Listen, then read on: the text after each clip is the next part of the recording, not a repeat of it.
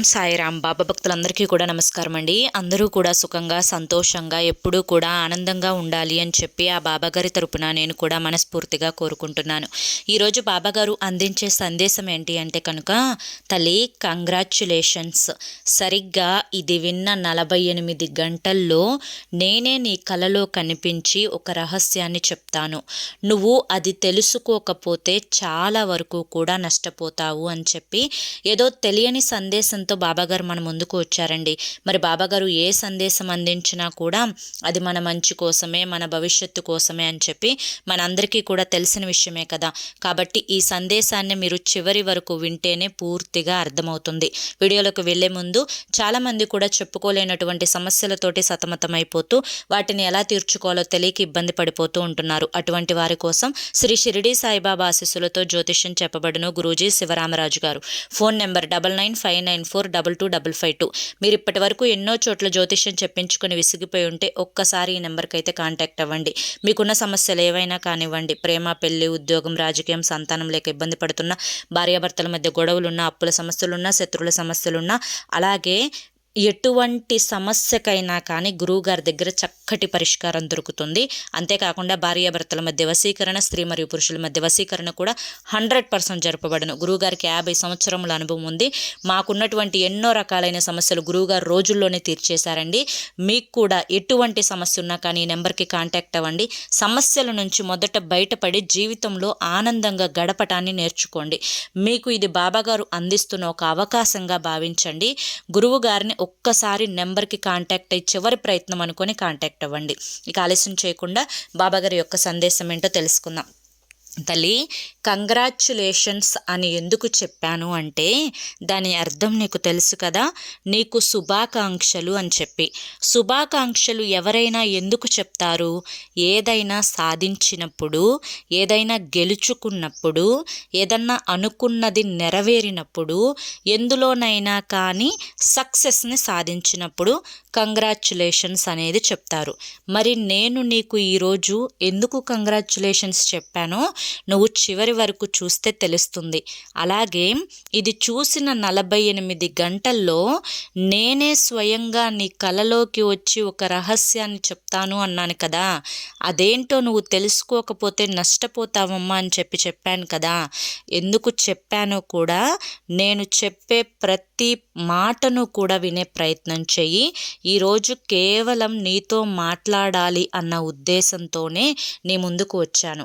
బిడ్డ, నేను ఏం చెప్పినా కూడా అది నీ మంచి కోసమే కదా. మరి అటువంటప్పుడు నిర్లక్ష్యం చేయకు.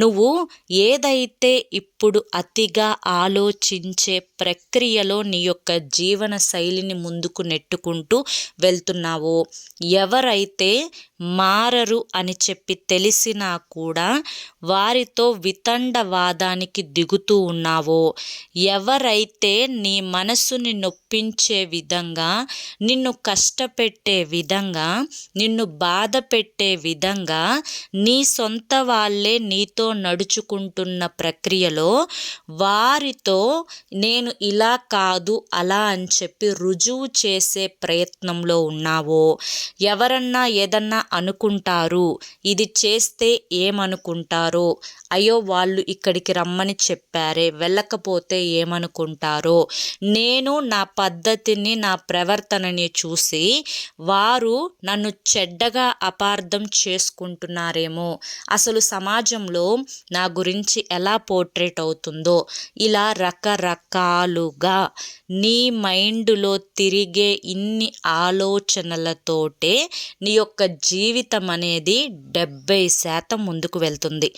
మిగతా 30% ఏదైతే ఉందో ఆ 30%లో నీ గురించి కాస్తో కూస్తో ఆలోచించుకుంటూ నువ్వు ఏం తినాలో, ఏం తిరగాలో, ఎక్కడికి వెళ్ళాలో, ఏం పని చెయ్యాలో దాని మీద నువ్వు దృష్టిని పెడుతున్నావు.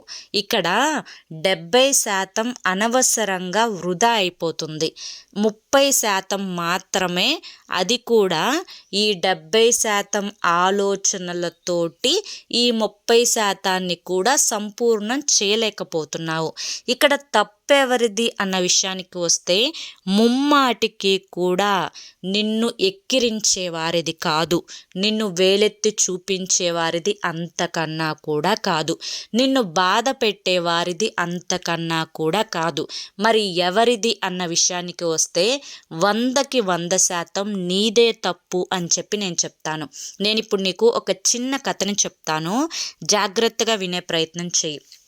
ఏంటి అంటే కనుక, ఒక గురువు గారి దగ్గరికి ఒక శిష్యుడు వస్తాడనమాట. ఆ శిష్యుడు ఆ గురువుని ప్రశ్నిస్తాడు, గురువుగారు అసలు నాకు పడుకుంటే నిద్ర పట్టడం లేదు, ఎప్పుడు కూడా ఏదో ఒక ఆలోచనలు నా మైండ్లో తిరుగుతూనే ఉన్నాయి, నన్ను ఎవరైనా తప్పుగా అనుకుంటున్నారేమో, నా గురించి ఎవరన్నా తప్పుగా మాట్లాడుతున్నారేమో, నా గురించి నేను ఈ పనులు చేస్తున్నాను అని చెప్పి నన్ను అపార్థం చేసుకుంటున్నారేమో, అసలు నా జీవితం ఎటువైపుకు వెళ్తుందో అని చెప్పి ఈ ఆలోచనలతోటి సతమతమైపోతున్నాను గురువుగారు అని చెప్పి ఆ యొక్క శిష్యుడు గురువుతోటి చెప్తాడనమాట. అప్పుడు గురువు ఒకటే మాట చెప్తాడు, ఒక గిన్నె తీసుకొని వచ్చి ఆ గిన్నె నిండా నీళ్లు పోసి, ఈ నీళ్ళని నువ్వు ఇక్కడ ఈ యొక్క గొంది పక్కన మరొక 4 సందులు ఉన్నాయి, ఆ 4 సందుల్లో కూడా ఈ నీటిని తిప్పుకొని తీసుకొనిరా, ఎక్కడా కూడా ఈ యొక్క గిన్నెలో నీళ్ళు చుక్క కూడా కింద పడకూడదు, జాగ్రత్తగా తీసుకొని రావాలి అని చెప్పి చెప్తాడనమాట. ఇక సరేనని చెప్పి ఆ గురువుగారు ఏం చెప్పినా కూడా దాని వెనుక ఏదో అర్థం ఉంటుంది కదా అని చెప్పి ఆలోచించుకొని ఆ గిన్నె పట్టుకొని ఆ యొక్క శిష్యుడు ఆ 4 సందుల్లో గొంతుల్లో తిరిగి మళ్ళీ గురువుగారి దగ్గరికి వస్తాడు.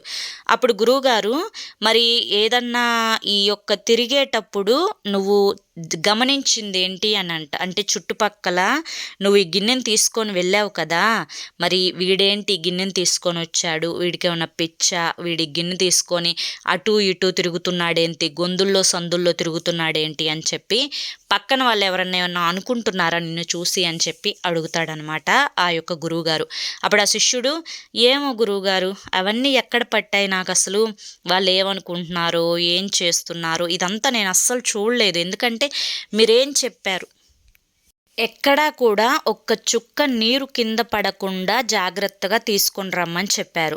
మరి నేను వీళ్ళందరినీ గమనిస్తే ఇక్కడ నీళ్లు పోతాయి కదా, కాబట్టి ఈ నీటిని ఎక్కడా కూడా చుక్క పడకుండా తీసుకొచ్చే ఈ యొక్క క్రమంలో నేను ఎవరేమనుకుంటున్నారో వినలేదు గురువుగారు అని చెప్పి చెప్తాడనమాట. అప్పుడు ఆ యొక్క శిష్యుడికి గురువుగారు చెప్పిన మాట ఏంటి అంటే, ఇదే కదా నీకు తెలియాల్సింది, నువ్వు చేసే పని మీదనే నువ్వు 100% ధ్యాసను పెడితే నీ చుట్టుపక్కల వాళ్ళు ఏమనుకుంటున్నారు, వాళ్ళు నీ గురించి ఏం మాట్లాడుకుంటున్నారు, నిన్ను ఎలా పోర్ట్రేట్ చేస్తున్నారు, ఇవన్నీ ఎందుకు వస్తాయి ఆలోచనలు, వీటన్నింటిని నువ్వు పట్టించుకోకపోతేనే కదా ఈ ఆలోచనలన్నీ నీ మైండ్లో నుంచి వెళ్ళిపోయేది. నువ్వు ఈరోజు ఈ గిన్నె మీద నీటి మీద ఎలాగైతే ధ్యాసను పెట్టావో అలాగే నీ పని మీద నువ్వు ధ్యాసను పెడితే చుట్టుపక్కల వాళ్ళ ఆలోచనలు నీ మైండ్లోకి వెళ్లకుండా ఉంటాయి కదా. ఏదైనా కానీ నీ మనసు మీదే ఆధారపడి ఉంటుంది, నీ మనసుని మొదట మార్చుకునే ప్రయత్నం చెయ్యి అని చెప్పి ఆ యొక్క శిష్యుడికి గురువు అయితే బోధిస్తాడనమాట. కాబట్టి నువ్వు ఖచ్చితంగా ఇన్ని ఆలోచనలు ఆలోచిస్తున్నావు అంటే కనుక తప్పు నీదే అని చెప్పి నువ్వు ఒప్పుకొని తీరాలి తల్లి. ఎందుకంటే మనిషిగా పుట్టిన తర్వాత ప్రతి ఒక్కరూ కూడా జీవితంలో అనుకున్నవన్నీ కూడా సాధించుకుంటూ వెళ్ళరు. కొంతమంది ఆ సాధించే ప్రక్రియలో వారి జీవితాన్ని వారు నాశనం చేసుకుంటారు. ఏదో సాధిద్దాము అని చెప్పి ప్రయత్నించి చివరికి ఏది సాధించలేక కింద సతికిల పడిపోతారు. మరి కొంతమంది ఒక్కసారి ఓడిపోతే ఇక నేను సక్సెస్ని సాధించలేనేమో అని చెప్పి వెనకడుగు వేసేస్తారు. మరి కొంతమంది మళ్ళీ ప్రయత్నిద్దాంలే అని చెప్పి 2 సార్లు 3 సార్లు ప్రయత్నించి మళ్ళీ సక్సెస్ రాకపోతే వెనక్కి వచ్చేస్తారు. కొంతమంది 10 సార్లైనా కానీ నేనిక్కడ అనుభవం వచ్చింది నాకు, నేను ఇక్కడే నిలబడతాను అని చెప్పి 10 సార్లు ప్రయత్నించి సక్సెస్‌ని సాధిస్తారనమాట. ఇలా ఇక్కడ ఏదైతే ఉందో దృష్టి, ఆ దృష్టిని నువ్వు ఒక్కదాని మీద నికరంగా పెట్టి, ఆ ఒక్కదాన్నే నువ్వు కనుక ఫాలో అయినట్లయితే నీ యొక్క పనిలో నువ్వు విజయాన్ని సాధిస్తావు. ఈ యొక్క విజయాన్ని సాధించే ప్రక్రియలో నలుగురు నీ గురించి మాట్లాడుకుంటున్నారు అంటే అక్కడే నీకు సగం విజయం దొరికినట్లు అని చెప్పి నువ్వు భావించుకోవాలి. ఎందుకు అంటే కనుక ప్రపంచం మొత్తం కూడా మనం ఏదన్నా సాధించినప్పుడు మన వెనుక తప్పులను వెతుకుతూనే ఉంటుంది. మనం ఏదో అడ్డదారుల తొక్కి సాధించాము అనే అనుకుంటుంది. మనం డబ్బు సంపాదించినప్పుడు మన దగ్గర డబ్బుని చూసి మన వాళ్ళే ఈర్ష్య పడుతూ ఉంటారు, మన వాళ్ళే అసూయ పడుతూ ఉంటారు. ఇదంతా వీళ్ళకి ఎలా సాధ్యమైంది అని చెప్పి గోళ్ళు కొరుకుతూ ఉంటారు. కానీ ఎప్పుడైతే మన అనుకున్న వాళ్ళు, నిస్వార్థమైన వాళ్ళు ఈ భూమి మీద మన తల్లిదండ్రులు మాత్రమే. కాబట్టి వారిని బాధ పెట్టకుండా నువ్వు మిగతా ఎవ్వరి గురించి ఆలోచించాల్సిన అవసరమే లేదు.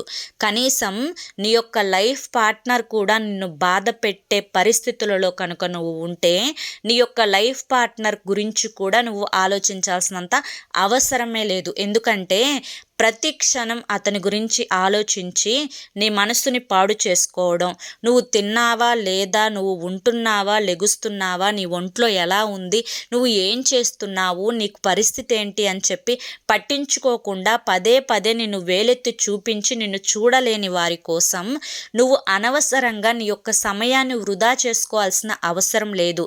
నువ్వు సంతోషంగా గడపటం ముఖ్యం, రోజుని ఆనందంగా జీవించడం ముఖ్యం, ప్రతి సెకండ్ని కూడా ఎంజాయ్ చేయడం ముఖ్యం.